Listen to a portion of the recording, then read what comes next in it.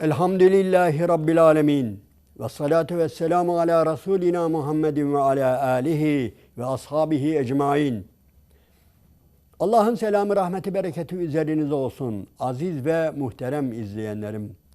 Bir Kur'an iklimi programında yine Rabbimizin izniyle beraberiz. Hucurat suresi üzerinde sohbet ediyoruz ve yeni bir ayeti kerimeye geldik.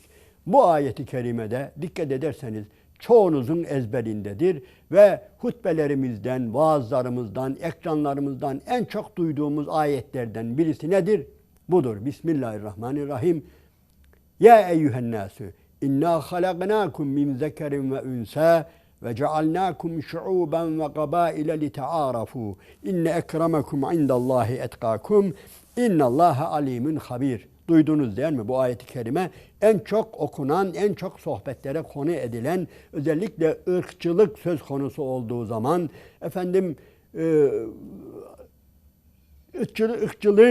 ırkçılık üzerine kardeş kavgalarının zuhur etme tehlikesine karşı en çok okunan ayet-i kerimelerden birisidir. Hatta başta gelir. Evet, Allah-u Teala öyle buyuruyor. Ey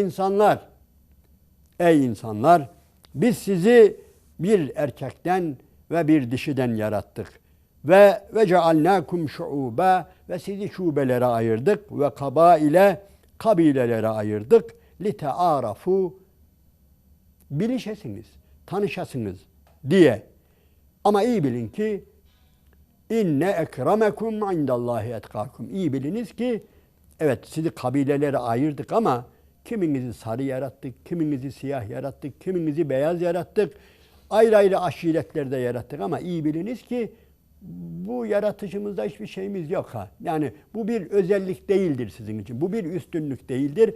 Allah katında en müttaki olanınızdır. En mükerrem olan Allah katında nedir? İnne ekremekum. Allah katında en mükerrem olanınız, en çok ikramına nail olanınız diyelim. Kimmiş? Ondan en çok sakınandır. Allah'ı hesaba alandır. Allah'ı kale alandır. Allahu Teala'yı dikkate alandır. Ve Allahu Teala'nın karşısında sorumluluk duygusu bulundurandır. Evet. Hatırladınız değil mi? En çok hocalarımızın okuduğu ayet-i kerime budur. Muhterem izleyenlerim, bu ayet-i kerimeyi iyi anlayabilmek için bir iki şey söylemek istiyorum. İyi biliniz ki Birinci Dünya Savaşı'nda ve İkinci Dünya Savaşı'nda toplam ölen insan sayısı 55 milyon. Özellikle Avrupa'da iyi dikkat ediniz. 55 milyon insan ölmüştür. Korkunç bir rakam. Ülkeler yerle bir edilmiştir. Almanya, Fransa, İngiltere, Polonya, İtalya birbirine girmiştir. Peki kim bu birbirine girenler? Dikkat edin. Ayrı ırktan, güya ayrı ulustan. Bu ulus savaşıydı. Birinci Dünya Savaşı'nın da kökeninde ulus vardı. İkinci Dünya Savaşı'nın kökeninde de ulus vardı. Ve dünya sadece ben son iki büyük savaşı size söylüyorum. Ondan önce de Avrupa'da gerçekten çok ciddi savaşlar oldu. 100 yıl savaşları oldu. 30 yıl savaşlar oldu. Milyonlarca insan öldü. Bir tek sebebi var. Irk. Bizim kabile, sizin kabile. Bizim ulus, sizin ulus. Aynen böyle. Gerisi inanın ki lafı güzaftır. İşin içinde başka şeyler de çıkarlar da olabilir. Ama meselenin varıp dayandığı, düşünün hele, Polonyalılar, Almanlar, Avusturyalılar, İtalyanlar, bunların her bir aslında nedir? Belki biraz ileride birleşirler ama isterse birleşmesinler. Nedir bunlar?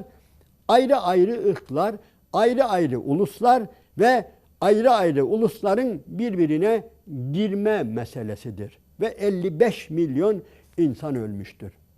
Kardeşler, bu sadece son zamanda değil, dünya yaratılalı en önemli olaylardan birisi budur. Ben senden üstünüm. Yani düşüncem değil ha. Öyle olsa yine düşüncenin inen biraz şeysi vardır, yani haysiyeti vardır. Ben senden daha iyi düşünüyorum diyen bir insan belki doğru söylüyor olabilir ha. Yani ben senden daha iyi düşünüyorum. Benim fikirlerim senden daha dürüst, doğrudur, isabetlidir iddiasında bulunsalar Bu bir parça doğru olabilir yani. Ama iblisin yaptığı, ben senden üstünüm. Niye? Dikkat edin. Ene hayrun minhu. Adem'e öyle diyor. Veya ben Adem'e de demiyor. Allahu Teala ben ondan üstünüm diyor. Niye üstünmüşüm?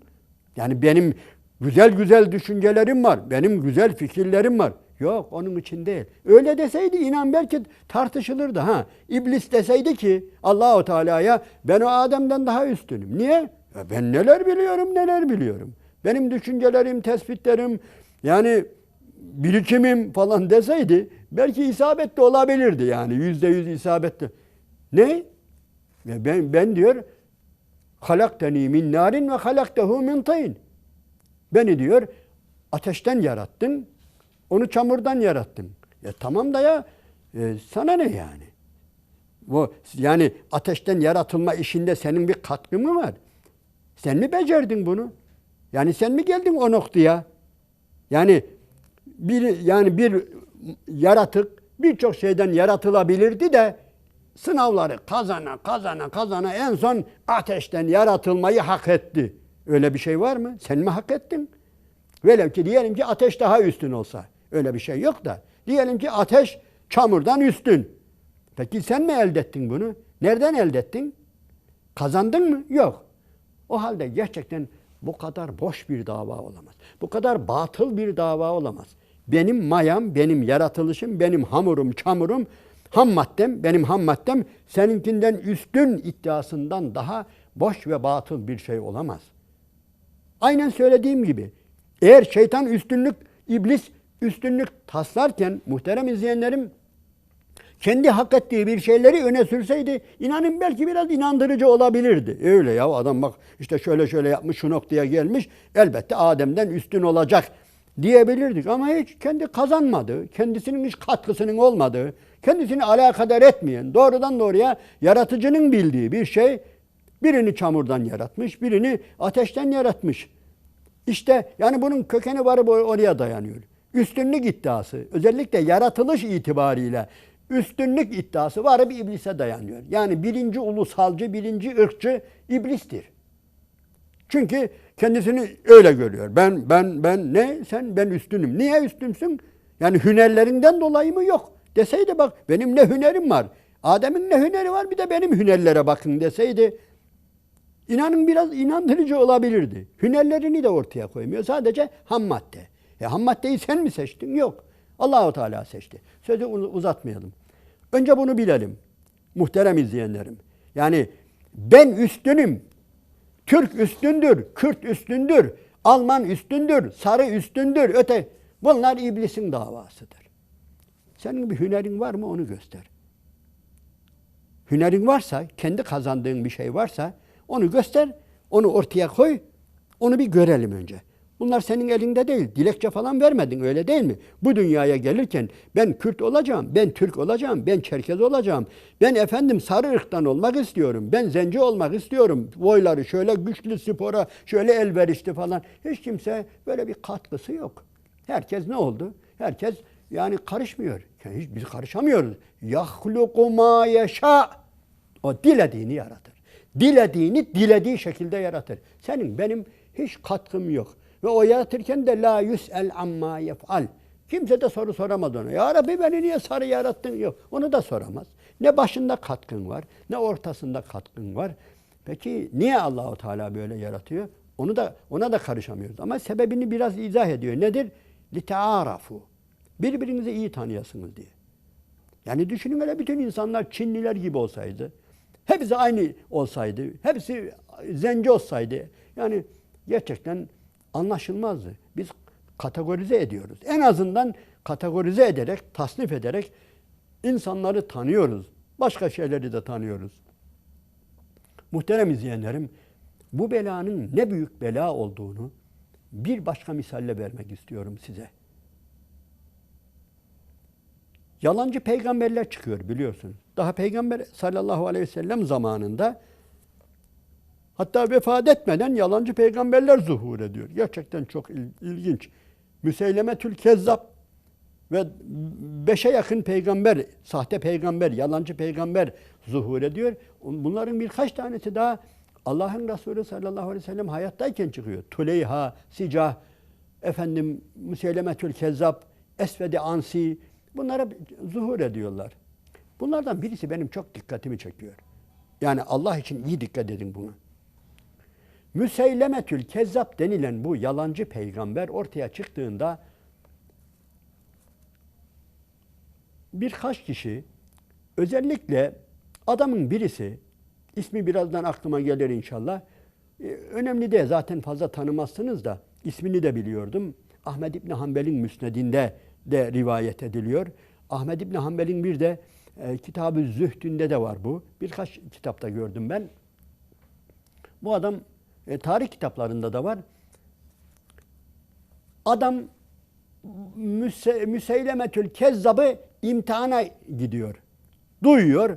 Yalancı peygamber. Yani bir adam peygamberliğini iddia ediyor diye duyuyor ve bu adamı ziyarete gidiyor. Tanımak istiyor. Ve muhafızlarını falan şey yapıyor, müsaade alıyor. Böyle adam korumaları almış. Biliyorsunuz bu Müseylemetül Kezzab Peygamber Efendimiz'e mektup yazmış. İlginçtir ha, kafa karıştırıcı bir olay. Yani Allah'ın Resulü Müseyleme'den Allah'ın Resulü Muhammed'e diyor. Dikkat edin, ilginçtir. Efendimizin peygamberliğini de reddetmiyor ha. Yani gel diyor, şu dünyayı bölüşelim diyor. Yani şuradan şura senin olsun, buradan bura benim olsun diyor. Evet. Ve gidiyor. Yanına varıyor en sonunda ve oturuyorlar. Sen ne diyorsun diyor. Ne iddiada bulunuyorsun? Allah bana vahyediyor diyorsun, öyle mi? Diyor.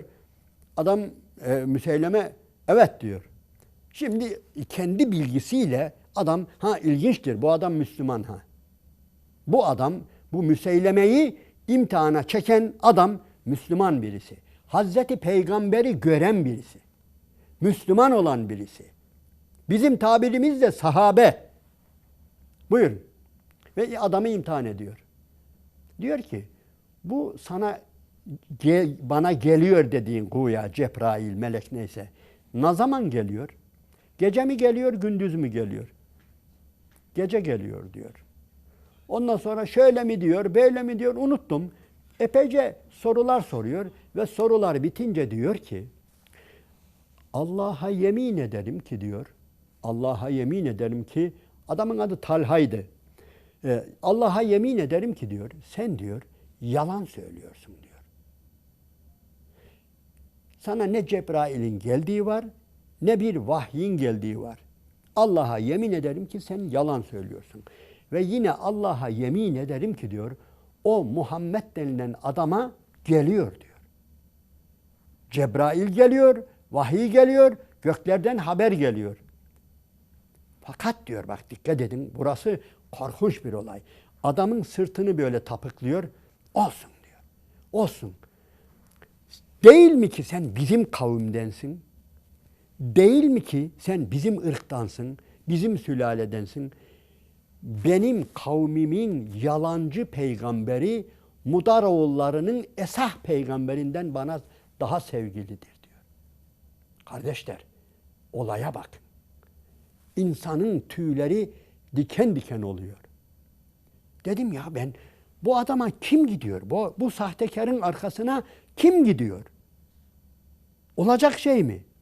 Bu Müseylemetül Kezzab bir sürü adam toplamış. Hatta Müslümanlarla savaşmış. Ne kadar sahabenin şehit olmasına sebep olmuş. Bu hınzır, özür dilerim, bu hınzırın peşinden kim gidiyor ya? Kim gidebilir? Hangi manyak gidebilir? Allah'ın Resulü orta yerde dururken, Kur'an orta yerde dururken nasıl yapabilirler bunu? Hem biz bazı insanlara sahabe diyorduk. Efendimiz'i dünyada bir defacık görsün, tamam diyorduk. Aha buyurun. Bunlar neyin nesi? Hazreti Ebubekir döneminde yine bakın, Hazreti Ebubekir döneminde bir sürü insan irtidat etmişler. Dinlerinden dönmüşler. İnsan gerçekten yani ağzı ayrık kalıyor. Ya kim bunlar? Daha ortada Allah'ın Resulü'nün sıcaklığı duruyor. Ve sonradan öğreniyoruz ki ırk, Resulullah'ın Kureyş'inden veya oradan değil de başka kabilelerden adamlar sırf ırklarından dolayı Allah'ın Resulü'nü terk ediyorlar. Yani sırf bizim ırktan birisi peygamberliğini ilan etti diye adamın peşine düşüyorlar. Bizim ırktan ya, bizim ırktan. Aynen, bizim sülaleden, bizim kavimden. Buyurun, olur mu? Olur. Allah korusun. Allah bizleri muhafaza buyursun. Ya biz de yani bu hastalıklara iyi dikkat edelim. Aziz ve muhterem kardeşlerim. İlla %100 dönmeye gerek yok. Azıcık haksızlık yapıyorsak ırkımızdan dolayı yani nedir? O belaya doğru gidiyoruz. Allahu Teala öyle buyuruyor. Bismillahirrahmanirrahim. Ya eyyühellezine amenu. Ey iman edenler. Maide suresinde de var. Nisa suresinde de var. Kunu kavvamine bil kıstı. Şühedâe lillah. Ey iman edenler. Allah için yeryüzünde hakkı ayakta tutan Allah'ın şahitleri olunuz. Ve devam ediyor. Velev kâne âbâuhum ev ebnâuhum ev ihvânuhum. Veyahut da ya eyyühellezine amenû kûnû kavvâmîne bil kıstı şühedâe lillahi velev alâ enfusikum evil valideyni vel akrabîn. Ey iman edenler! Allah için yeryüzünde hakkı ayakta tutan Allah'ın şahitleri olun. Velev ki kendi aleyhinize olsa, velev ki annenizin, babanızın, akrabalarınızın aleyhine de olsa. Mesele burada başlıyor. İyi dikkat ediniz. Mesele burada başlıyor muhteremler. Yani bunu şunun için söylüyorum. Yok canım biz Müslümanız, Allah biz ırkçı değiliz. Ölçün kendinizi. Yani illa %100 ırkçı olmanıza gerek yok. Yani varıyorsunuz, akşam eve varıyorsunuz. İşten çıktınız eve doğru gidiyorsunuz. Veya okuldan çıktınız evinize doğru gidiyorsunuz. Şöyle varsanız ki sizin sokakta bir kalabalık var. Allah Allah. Sizin sokak karışmış. Heyecanlanıyorsunuz. Bir de yaklaşıyorsunuz. Allah Allah kavga var. Biraz daha yaklaşıyorsunuz. Kavgayı yapanlar sizinkiler. İşin içinde yani baban var, kardeşin var ve başka birileriyle kapışmışlar. Buyurun. Şimdi size soru soruyorum. Gerçekten kim olduğumuz burada ortaya çıkacak. Biz kimiz? Orada göstereceğimiz tavırla ortaya çıkacak. Ben bu soruyu sorduğumda çoğu şunu dedi. Hocam hiç düşünmeden cumburlap kavganın içine gireriz. Niye? Ya babamız var, kardeşimiz var ya işin içinde kavga ediyor. Ne yapacağız? Elbette varıp onlardan yana olup ötekine vurdu. Ya bir dakika. Ya peki ya baban ve kardeşin yoldan giden bir adamı çevirmiş dövüyorlarsa bir garibanı? Veya parasına el koymuşlarsa veya başka bir haksızlık yap. Hiç mi dinlemeyeceksin ya? Hiç mi hiç mi sormayacaksınız? Ya bir dakika baba, ağabey, kardeşler niye kavga ediyorsunuz diye. Hiç sormadan demek cumburlop atlayacaksın. Ondan sonra da ben ırkçı değil, bal gibi ırkçısın işte. Sen de ırkçısın, ben de ırkçıyım eğer böyleysek. İçimizde bu ne kadar eğer babadan, kardeşten yana olunuyorsa bu kadar bizde de bu damar var. Bu damar var, tedavi ettirelim. Onun için Allahu Teala ne buyuruyor? Böyle buyuruyor ki velev kâne velev alâ enfusikum evil valideyn vel akrabin. Yani ana babanızın, kendinizin, akrabalarınızın aleyhine olsa da Allah için adil olun buyuruyor. Aziz ve muhterem izleyenlerim, iyi düşünelim şimdi. Gerçekten dünyanın durumunu iyi düşünelim. Yani dünya şu anda gerçekten yani özellikle kavga, gürültü, savaş ne çekiyorsa bilmem kaçı bundan değil mi? Allah aşkına iyi düşünelim. Dünyadaki savaşların önemli bir bölümü sırf ulustan dolayı, ırktan dolayı, aynı sülaleden, aynı şey. İlla efendim bunu sokaktan biraz daha öteye götürelim. Köyler arasındaki kavgaları düşünün. Ya öyle ya, bizim köy öteki köyle kavga yapıyorsa canım bizim görevimiz bizim köyden olmak, öyle değil mi? Ya Allah aşkına tamam da yani ben bilirim bu su kavgalarını, bilmem arazi kavgalarını, iki köy arasında çıkan mera kavgalarını yani biz çok şahit olduk. Otlaklar, meralar, sular, arklar, dereler bunlardan yer alırken köylüler birbirine girer. Biz de hiç düşünmeden yumurlap atlarız. Ya canım biz bizim köylüyüz. Elbette karşı köyden olmak nankörlüktür. Ya tamam da bizim köy haksızsa ya, bizim köy haksızlık yapıyorsa ya, bizim köy zalimlik yapıyorsa, öteki gariban köyün üzerine çullanıyorsa, Allah'a ne diyeceksin yarın vardığında? Evet, aziz ve muhterem izleyenlerim, bu ayetleri böyle somut delillerle görmemiz lazım. Somut delillerle gördüğümüz zaman ve bir de getirip kendimize kıyasladığımız zaman ne yapıyoruz? Meseleyi anlıyoruz. Adam gelmiş Nasrettin Hoca'ya, Nasrettin Hoca'yı tenzih ederiz de zaten elhamdülillah bize öğretmek için yapmış. Bu defa sohbetimizi bir fıkrayla yani bitirelim. Gelmiş adam, hocam sana bir fetva danışacağım. Hoca da kadıymış. Nasrettin Hoca gerçekten kadılık yapmış, hakimmiş. Hocam bir fetva danışacağım, bir mesele var. Buyur evladım. Dağda inekler yayılıyorlar yaylada. İnekler birbirleriyle işte şey yapmışlar, vuruşmuşlar, kakışmışlar. O onu itmiş, o onu itmiş derken biri ittiğiyle ötekini kayalıklardan aşağı düşürmüş ve ölmüş hocam. Şimdi bunun fetvası bu ne yapacağız? Ne yapacağımız oğlum? Hayvanı öldürmüş. Bunda yapılacak bir şey. Yani tazmin etmeyeceğiz değil mi? Ödemeyeceğiz. Yani vuran ineğin sahibi ölen ineğin sahibine para ödemiyor. Yok oğlum olur mu öyle şey? Hocam o zaman ben söyleyeyim. Bizim inek sizin ineğe böyle yapmış. Maalesef. Bizim inek dağda, çobanda sizin ineğe vurunca böyle kayalıklardan aşağı düşürmüş, öldürmüş deyince hoca efendi bir dakika. Mesele o zaman değişti. Bana şu kara kaplı bir kitabı bir getirin bakayım demiş. Yani işin esprisi niye? Oraya fetva bulacak. Niye? İş kendine dayandı. Yani haşa hoca böyle demiyorum da espri yapmış. Mesele o zaman değişir demiş. Madem bizim inek bana bir kitap verin ne olacak? Kitaptan yerini bulacak. Böyle. Aziz ve muhterem izleyenlerim, bu bela büyük bir beladır ama küçükten başlar. En basit bir meseleden başlar. Kendimizi biz de onun için en basit meseleden ele alarak ölçelim, biçelim, yerim. Hak nerede? Orada olmaya çalışalım. Allah'ın selamı, rahmeti, bereketi üzerinize olsun aziz ve muhterem kardeşlerim.